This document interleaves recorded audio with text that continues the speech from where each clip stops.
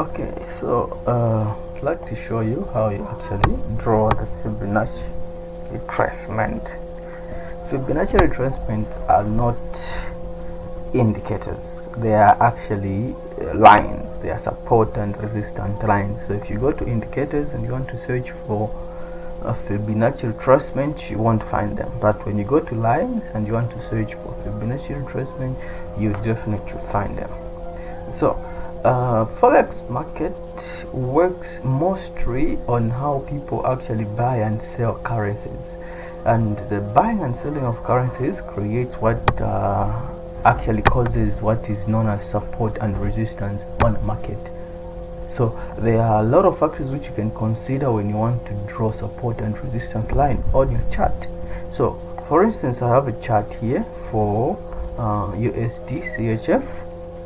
This is a 1 hour chart for USD CHF, so I can zoom it in a bit so that we have the chart there. So this chart will show you areas which actually have got price rejections and the like. So you have got areas like this area on top here.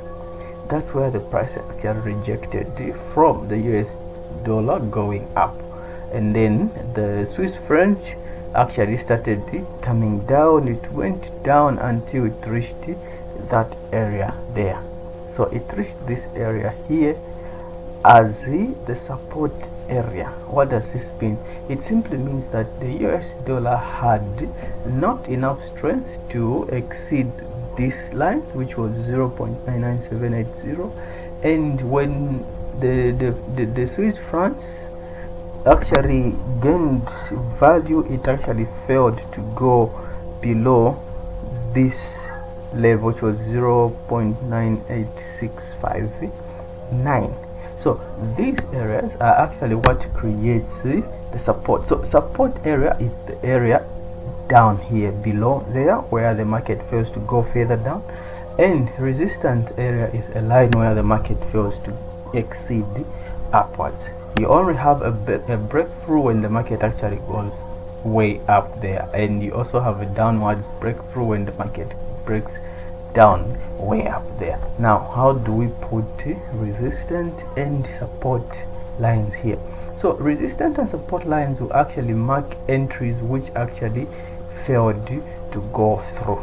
So for instance, you have to choose an area which the price actually rejected on several times. Of course, if you do this in shorter time frames, you actually have a lot of lines, but when you do this on a higher time frame, you actually have more accuracy and the stronger resistance and support lines. So for lines, you come to a vertical line there, and then you select an area. So you have, for instance, you have got this area here. This area here has got price rejection, so you can draw your line there. So your line will be drawn here. You actually notice that between these two areas you actually have different types of resistance which are actually happening in. So this area here, so you can say this area here actually has check where's that drawing to objects. Okay, so we actually have this area here which actually is a resistant area, since now the market is going up. So this area here serves as resistant. Why do we say so? It's because there was a price rejection on this area here, and there was also price resistance on these areas here. So we have got here, it actually acted as support area. Here it acted as rejection here as well. So here as well it will also act as rejection at levels. But if say it goes through here and comes to this line here, or actually goes above this line, we might say it actually has a breakthrough, meaning that it will go up until maybe further resistance or support, which was previous support, up to all the way up. So this is how you can actually put your support and resistance line. So this area here is your resistance line, and then your support line will actually come down here where you actually have price rejection here it was rejected, so meaning that this entire area here actually works as a price rejection area. The same, if the price comes down here, it exceeds these points here, then it will mean that there is high chance of it continuing its way down there. So this is how you would actually put the support and resistance line. So you can put several lines if you want to be certain of what you want to check your entries. So you also have got this area here, which actually had price rejection here, and here, and then it also acted as a support line here. So those areas which actually act as rejection points and then support points are actually usually the strongest resistance or support areas which you have. So you can draw a line here where the market actually rejected, and then you can draw a line here where the market also rejected, and then you can also draw a line there where you had an actual market rejection. You have got your support here, support number 1 there, you've got support number 2 there, you also have support number 3 there. So what does this actually mean? This actually means that when you have a chart like this, if the market is going up, you know that there is a resistant area here, so there is a higher chances of it coming up here and then going back down. If it is on its way back here, you actually are you're actually aware that when it comes back here and reaches this support, there is a higher chance that it's actually going to change direction and go up. This is how support and resistance actually work. But there are times where there are actually breakthroughs. You set your entry points there. That's why you actually have to set your entry point right after a breakout. When the price actually goes above that, that's when you actually set that. So we have got the current price here, but our resistant area is actually here, 0.99061, meaning that there is a higher chance. It was actually already reached that point and then it's coming back. There are already a higher chance of it reaching there and coming back. It will test here. If it starts coming back, you can actually put a sell and then take your profit on this line here, because that's where the nearest resistance and support area, nearest support area is. So that's how you would actually work with the resistance and the support lines. You actually mark areas where the market tested the level and failed to go through, it went back, or tested the level, failed to go up, and then came down. So this is how support and resistance lines work. But the thing is, the same support and resistance line, the way they work is that's the same way in which Fibonacci retracement actually works. So let me get this list out, these lines out, so we see how Fibonacci retracement actually works. Okay, so we have got all the list out. So how does Fibonacci retracement works? So Fibonacci retracement works perfect when you actually have a higher time frame. In this case, I'll have a higher time frame of hour 4 or even day 1. I usually use day 1 because it actually has got the strongest and most accurate resistances which are there.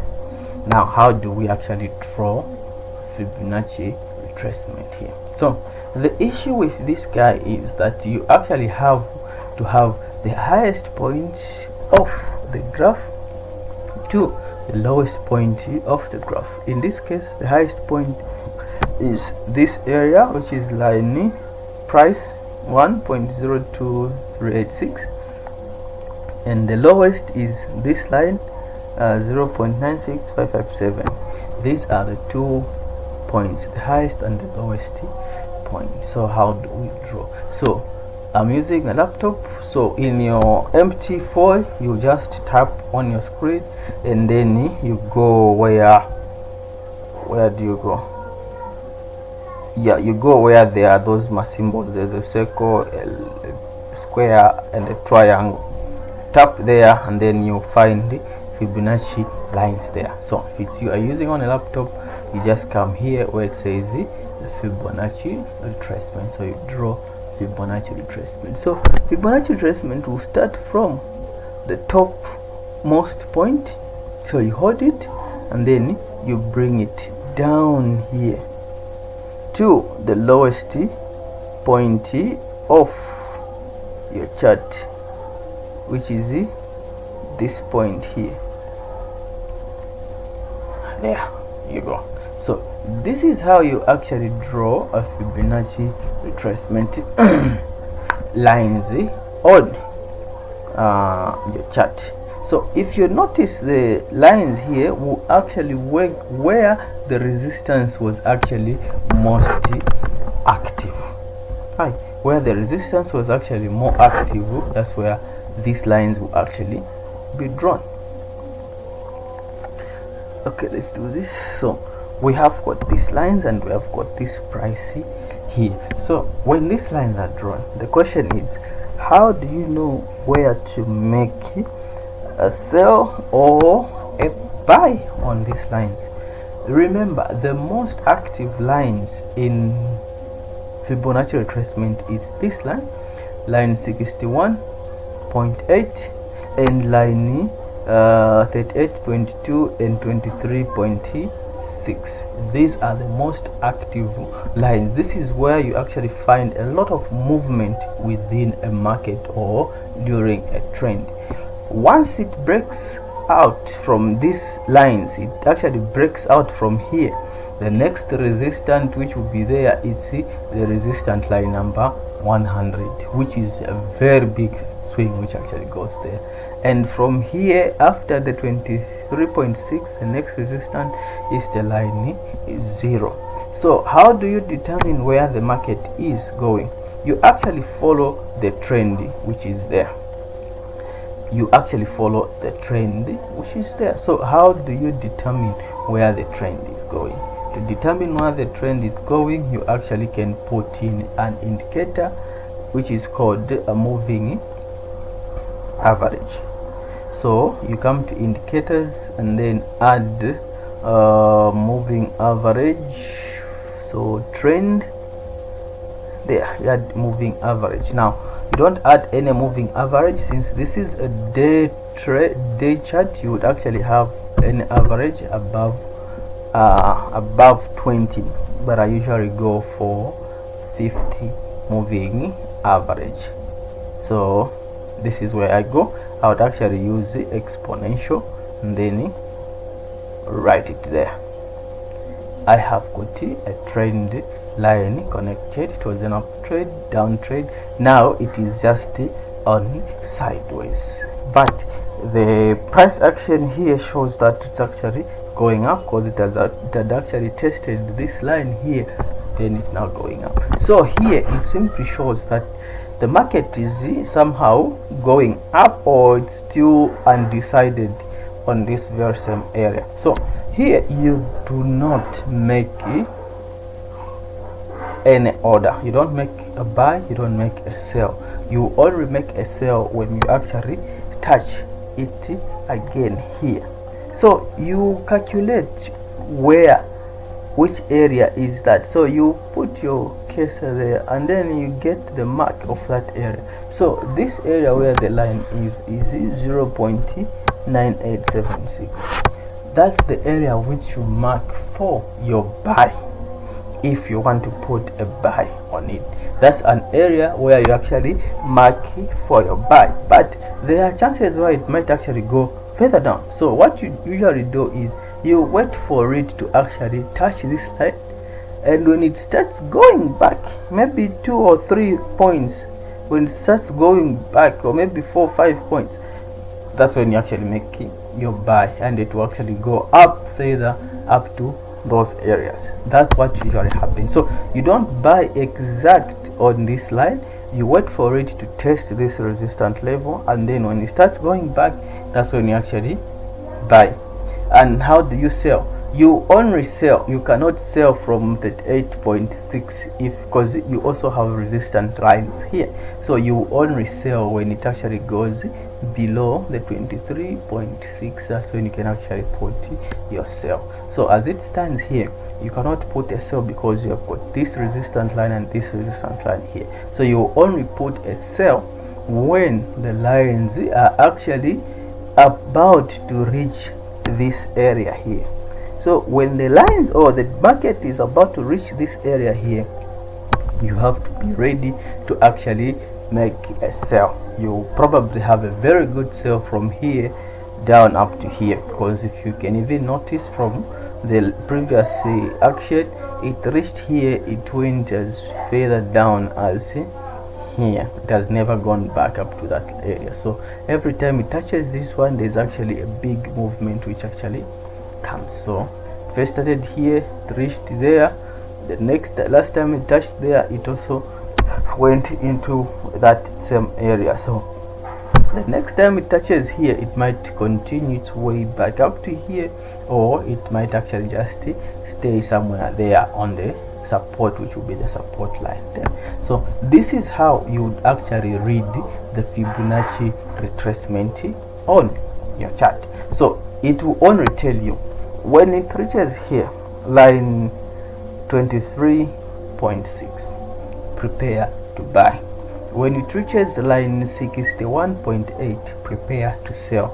The same applies when it reaches line 100, prepare to sell, because when it reaches there, there is a higher chance that you are going to have a very big swing from that point, sometimes up to the bottom point here, the highest high to the lowest low there. The same applies when you see the market actually breaks through here, it comes here, you have to know that you are about to make a very big buy from there.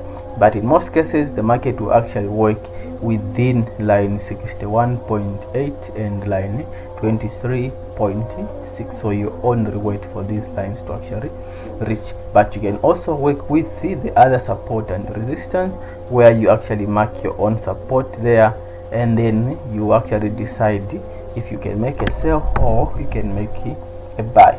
It's up to you, but this is how you actually put up the Fibonacci retracement, and it determines when to buy or when to sell. So I hope this will be helpful for you guys who are actually asking questions about the Fibonacci retracement.